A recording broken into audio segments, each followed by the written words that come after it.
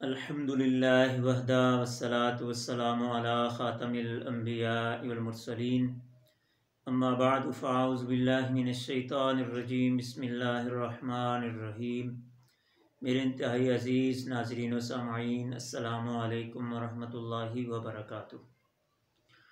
عزیز دوستو، ہمارے معاشرے کی سب سے بڑی بدبختی جہالت ہے، دین کے بارے میں اور اللہ اور اس کے رسول کی تعلیمات کے بارے میں۔ ہماری عوام کی اکثریت کیا ہے؟ جہالت کا شکار ہے۔ اور پھر ہماری عوام کے سامنے اگر قرآن کو رکھا جائے، سنت رسول کو رکھا جائے، اس پر بہت کم لوگ ایسے ہیں جو یقین کرتے ہیں۔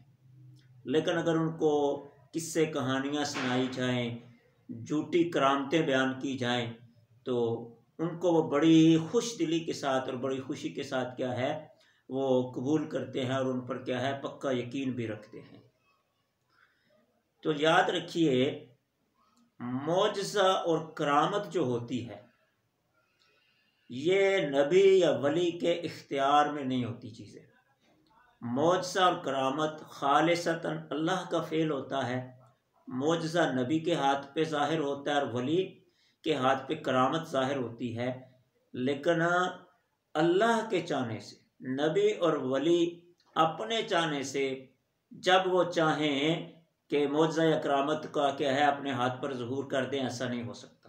آپ قرآن کا مطالعہ کر کے دیکھیں، حضور علیہ الصلاۃ والسلام سے جب کیا ہے منہ مانگے معجزات کا مطالبہ کیا گیا تو رسول اللہ نے فرمایا کہ یہ میرے اختیار میں نہیں ہے۔ تو جب اللہ چاہتا ہے تو وہ ظاہر کر دیتا ہے۔ اور معجزہ اور کرامت جو ہوتی ہے نا، یہ چیزیں خرق عادت ہوتی ہیں، یعنی معمول سے ہٹ کر ہوتی ہیں۔ ایک چیز ہوتی ہے معمول کے مطابق، اسے کہتے ہیں عادتاً، اور ایک ہوتی ہے معمول سے ہٹ کر، اسے کہتے ہیں خرق عادت۔ جس طرح کہ اس کی مثال یوں سمجھ لیجئے، پانی زمین سے نکلتا ہے، نہروں کے اندر کیا ہے، دریاؤں کے اندر بہتا ہے، چشموں سے کیا ہے نکلتا ہے، لیکن رسول اللہ صلی اللہ علیہ وسلم نے اپنا دست مبارک پیالے کے اندر رکھا تو آپ کی انگلیوں کے درمیان سے پانی کے فوارے جو ہے وہ پھوٹ پڑے۔ یہ رسول اللہ صلی اللہ علیہ وسلم کا کیا ہے معجزہ ہے۔ تو ہاتھ سے پانی کا نکلنا یہ غیر معمولی ہے، یہ خرق عادت ہے، عادت سے ہٹ کر ہے۔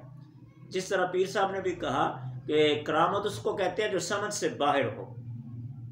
یہاں پر میں یہ عرض کرنا چاہتا ہوں کہ یہ آنکھ دیکھیں، یہ ایک سوراخی ہے، اس سے چیز باہر بھی آتی ہے جس طرح آنسو وغیرہ، اور اس کے اندر بھی چیز چلی جاتی ہے۔ اور یہ منہ ہے تو جس طرح اس کے اندر چیزیں جاتی ہیں کھانے پینے والی، ہم کیا ہے منہ میں چیزیں ڈالتے ہیں اور پیٹ میں چلی جاتی ہے، اسی طرح اس سے باہر بھی چیزیں نکلتی ہیں۔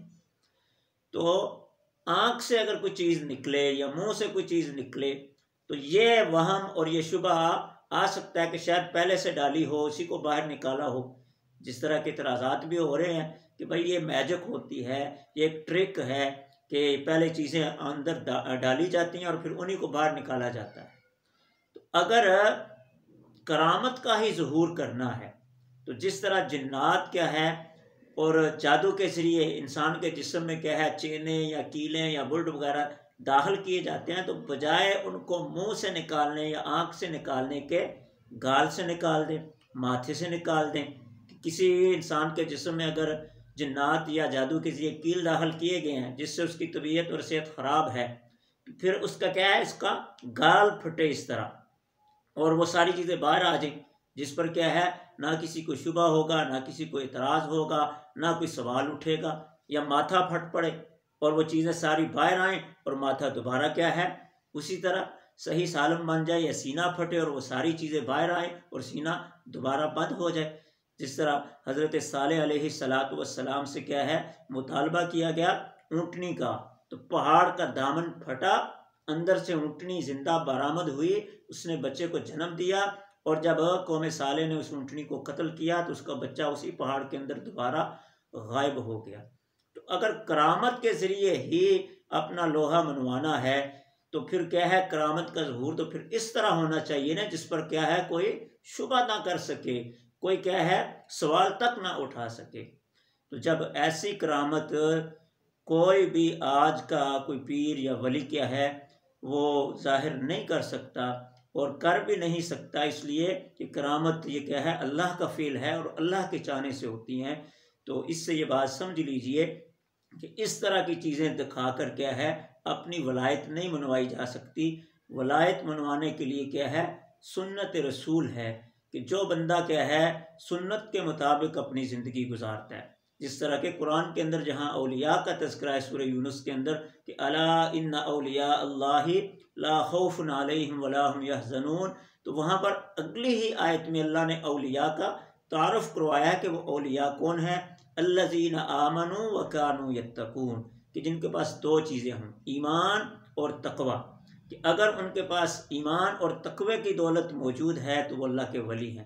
میرے پاس ایمان اور تقوی ہے تو میں اللہ کا ولی ہوں، آپ کے پاس ایمان اور تقوی ہے تو آپ بھی اللہ کے ولی ہیں۔ تو یہاں پر ایک بات میں عرض کرتا جاؤں، اسی طرح ایک بندہ تھا کہ جس نے اپنے کیا ہے کرتبوں سے مجمع لگایا ہوا تھا، تو اس سے کسی نے پوچھا کہ آپ کے پاس کتنے بندے آتے ہیں، تو اس نے کہا میرے پاس تقریباً 100 بندہ آتا ہے۔ تو پوچھنے والے نے کہا کیا سب کو شفا مل جاتی ہے؟ تو اس نے کہا نہیں، صرف 5 کو ملتی ہے، 95 کو نہیں ملتی۔ اس نے کہا کہ پھر؟ اس نے کہا کہ جو 5 صحیح ہو کر جاتے ہیں نا وہ 100 اور بھیج دیتے ہیں۔ تو ہمارے معاشرے میں یہ سلسلہ کیا ہے کچھ اس طرح ہی لگا ہوا ہے۔ اللہ کی ذات ہم سب کو قرآن و سنت کے مطابق عمل کرنے کی توفیق عطا فرمائے۔ وما علینا الا البلاغ المبین۔